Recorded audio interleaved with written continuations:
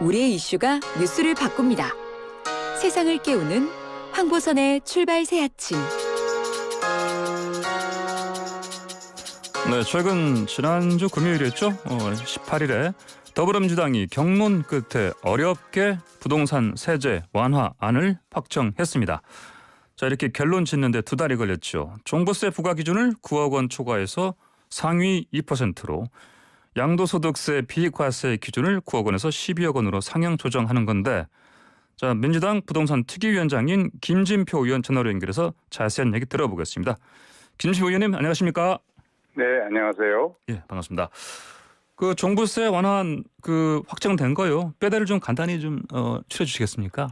네, 종부세와 양도소득세 둘 다 이번에 저희 당에서 의총을 거쳐서 결정된 것은 모두 1세대 1주택자를 대상으로 하는 것입니다. 실거주 1세대 1주택자들에 대한 세금 경감안인데요. 그러니까 2주택자 이상의 다주택자라든가 토지 소유자들은 모두 현행제대로 중과가 되기 때문에 작년에 비해서 공시지가 상승이나 세율 인상 등으로 인해서 대체로 종합토지세는 한 3.5배 정도 작년보다 중과가 됩니다. 근데 이제 종부세의 현재 과세 기준 금액이 되는 1세대 1주택자들의 과세 기준이 되는 금액이 현재 9억으로 고정되어 있었습니다. 2009년부터 지금까지요.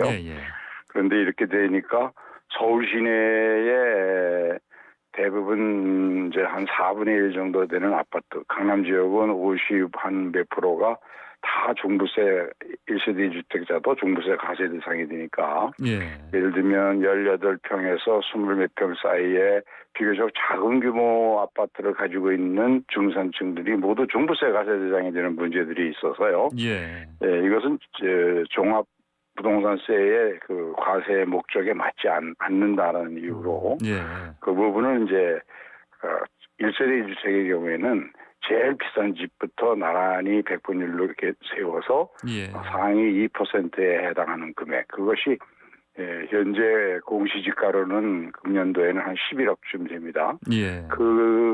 그렇게 이제 적용 대상을 상향 조정한 것이죠. 그리고 이제 이 2% 기준은 법에 의해서 정해지기 때문에 앞으로 가격의 변동이 좀 있더라도 또 상승이 집값이 되더라도 과세 대상자는 변동이 안 되는 그런 장점이 있어서 이 기준을 올릴 거냐를 두고 사회적으로 여러 가지 갈등이라든가 논쟁을 완화할 수 있다는 장점이 있습니다. 또 양도소득세는요. 이제 이것은 비과세 기준 금액이 현재 9억으로 되어 있습니다. 이것을 12억으로 상향 조정한 것인데요. 현재의 기준은 2008년에 설정됐는데 9억이 그동안의 물가나 집값 상승률도 반영해야 하고, 또 지난 5월 27일 날 저희 특위에서 발표한 안이 확정된 것이 재산세보다 많은 사람이 내는 재산세는 경감세율을 적용하는 기준이 공시지가로 9억이 돼 있습니다. 이 공시지가 9억이 양도소득세는 실질거래가격으로 과세하기 때문에 실질 거래가격으로 환산하면 12억이 되기 때문에 이 재산세와 양도소득세의 그 과세 기준의 정합성도 확보해야 한다. 다 이렇게 한 이유는 소규모 주택만 가지고 있는 사람들이 1세대 1주택자죠. 이사를 가야 할 필요가 생겼는데 집을 팔아보니까 세금 부담이 전에는 한 1, 2천만 원이었는데 지금은 1, 2억 이상으로 10배 이상 올라가지고 그렇게 하면 집을 안 줄일 수가 없으니까 여기에 따른 조세 저항을 덜어주자는 뜻입니다. 알겠습니다. 자, 그러면 이렇게 말씀하신 대로 1가구 1주택자에 대해서 이제 한해서만 종부세를 이제 공시지가 상위 2%로 이제 하면 그 대상자가 그러면 현재 절반으로 줄어든다, 이런 분석이 맞습니까? 1세대 1주택자 중에서는 거의 절반이 줄게 되고요. 1세대 1주택 종부세는 한 9만 명이 줄게 됩니다. 8만 9천 명이. 그러나 세액으로는 그분들이 워낙 작은 금액을 내기 때문에 세액으로는 전체 주택분 그 종합부동산세가 현행대로 가면 5조 한 8천억으로 추정이 됩니다. 그중에 656억만 경감이 되는 것이죠. 그 10분의 세액으로는 1.2%고요. 예. 1세대 1주택자 중에서는 네. 약 48% 정도 됩니다. 예, 그렇군요. 자, 그러면은 이제 아까 그 법으로 정해진다 말씀하셨는데, 근데 이제 네네. 그 상위 2%에 해당하는 그 안 되는지 이게 매년 달라진다 이런 얘기는 무슨 얘기입니까? 그렇습니다. 예. 지금은 이제 가액이 9억으로 고정되어 있으니까 9억을 넘으면 예. 그게 15평이 되든 20평이 되든 모두 다 과세 대상이 된다는 거 아니겠습니까? 예, 예. 그런데 이제 앞으로는 비싼 주택으로부터 따져서 2%로 묶이니까 매년 4월 달에 예. 4월 중에 공시지가가 다 주택에 대해서 공시가 됩니다. 예. 그렇게 되면 그 주택 가격과 함께 배분율도 함께 공시가 되거든요. 예. 그래서 2%로 잘라서 2%에 해당하는 금액 이상만 1세대 1주택자는 과세가 되기 때문에 예. 가격이 앞으로 오르더라도 납세자 수가 지금처럼 폭발적으로 늘어나는 6배씩 늘어나는 이런 일은 이제 발생하지 않게 되는 것이죠. 예. 그러면 이 납세자들 입장에서는요, 이제 해마다 자기 아파트에 대해서 이제 자기 그 아파트 값이 상위 2%에 해당하는지 안 하는지 이걸 이제 매년 4월이 되면 꼼꼼히 들여다봐야 되겠네요, 이게요. 그러면요. 지금도 그렇습니다. 왜냐하면 매년 공시지가는 바뀌니까요. 예. 지금도 실제로 내 집이 9억이 넘느냐 안 넘느냐는 매년 그 공시지가를 확인해 봐야 하는 것이죠. 예. 그러니까 큰 차이가 없는데 다만 오히려 2%로 묶게 되면 가격이 좀 올랐더라도 상위 2%에 해당하는 사람만 과세되니까 그러니까 예측 가능성은 더 높아졌다고 봐야 되겠죠. 예측 가능성도 높아졌다. 그러면은 이제 이거를 매년 시행령을 새로 만들어야 한다. 이제 그 대상자를 구분하기 위해서요. 그렇습니다. 시행령은 이제 공시지가가 발표되면 그에 따라서 자동적으로 2%에 해당하는 선을 찾아서 그냥 공시하면 되는 것이죠. 이게 시행령을 새로 해마다 만드는 게 행정적으로는 좀 쉽지 않은 일 같아 보이는데요. 어떻습니까? 그거는 늘 하는 일인데요. 상반기만 해도 되게 많이 고칠 때는 대여섯 번씩 고치니까요. 큰 부담은 없으리라고 생각합니다. 예, 그렇습니까? 알겠습니다. 자, 근데 이제 또 일각에서는 이거 가지고 이제 조세 법률주의를 규정한 헌법에 위배된다. 또 이런 지적도 하고 있습니다. 그것은 아까 말씀드린 대로 과세 대상이 되는 기준은 상위 2%로 법으로 정하고 그 2%가 되는 금액을 지금처럼 매년 공시지가를 발표할 때 정해지는 거니까요. 이런 정도의 시행령에 위임해서 정하는 기준은 현재의 종부세법에도 많고요. 예를 들면 공시지가가 이제 100%가 다 그대로 과세되는 게 아니라 공정시장 가격 비율을 적용하도록 되어 있어요. 그것은 시행령으로 정하거든요.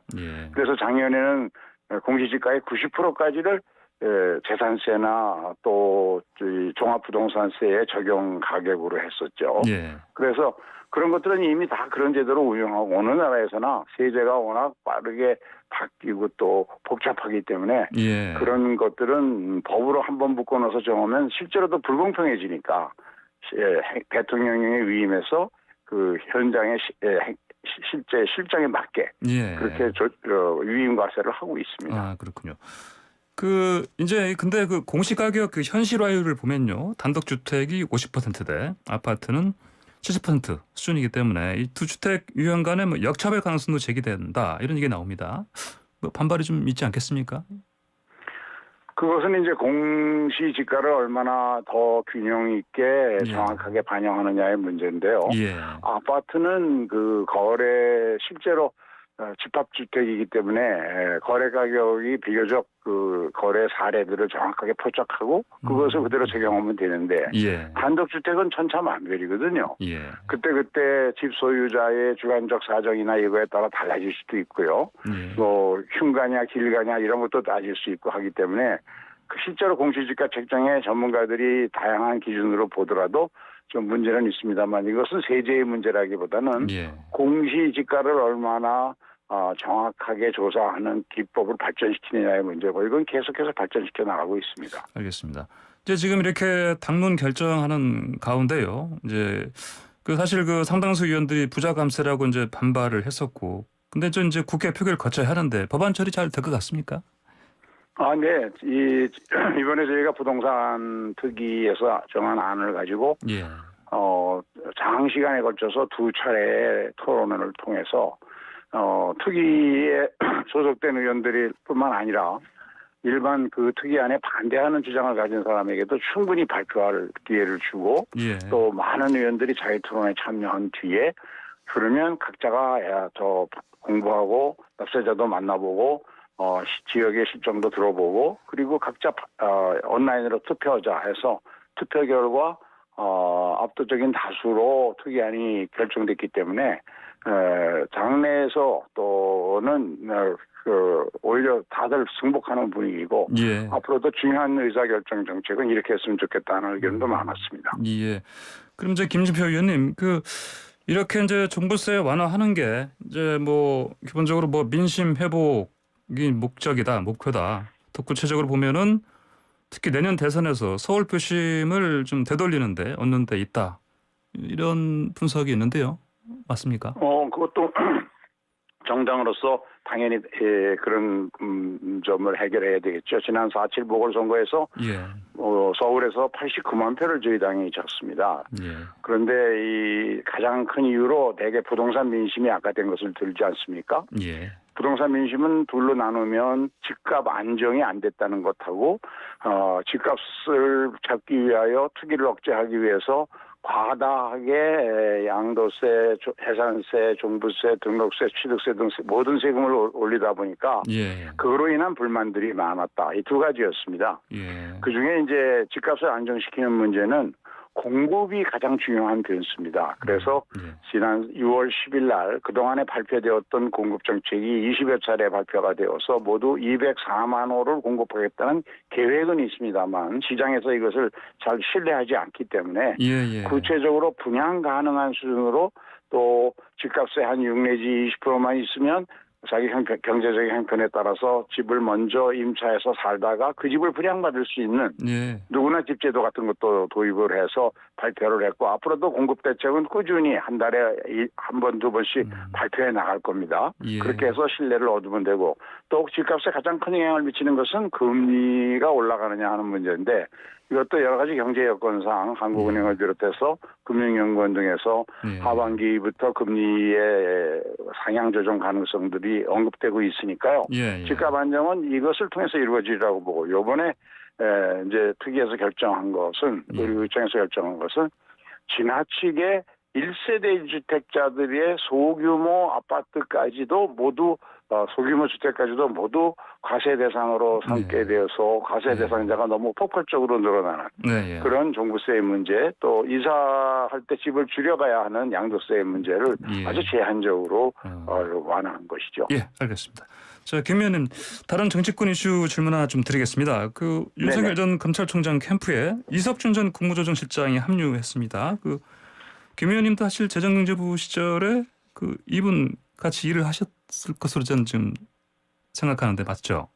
네네네. 저하고 이제 연배 차이는 있습니다만 같은 직장에 근무한 사람이죠. 예, 한 10년 정도 나이는 차이 나는 걸 알고 있는데 네네. 이분이 윤 전 총장 정치 이쪽 캠프에 합류하는 거 어떻게 보십니까?